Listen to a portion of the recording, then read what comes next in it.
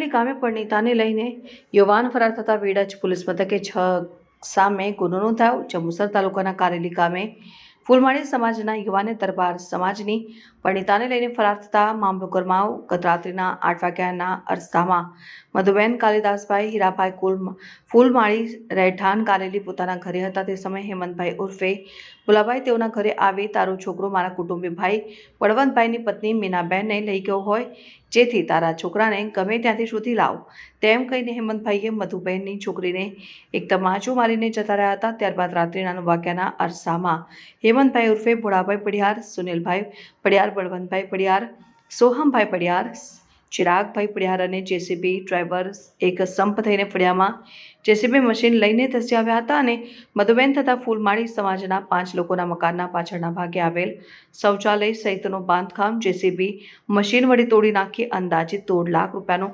નુકસાન કરીને ફરિયાદીના પુત્રને જાનથી મારી નાખવાની ધમકી આપી હતી।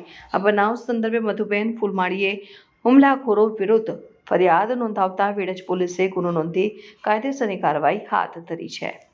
मकान हमारा तोड़वा आया, इना कारण हम पुलिस स्टेशन में आया वगैरह नोटिस से हमारा मकान तोड़ काढ़े। अमोने आगे जनाव्યું नहीं कि आगे कीधું नहीं।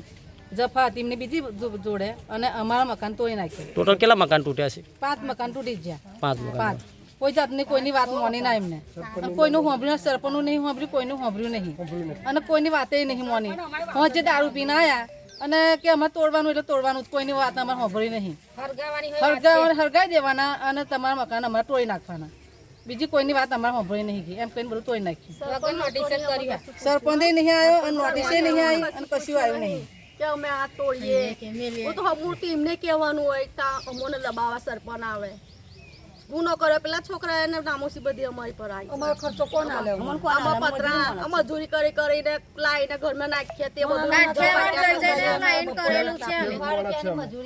મગડિયા દસ તમારી મગડિયા માં કાઢી એમને જીસીબી જોડે અમે મગડિયાનો ધંધો કરી બહારના બધું દબાઈ જો અમારા ઘરના બરફા દીધું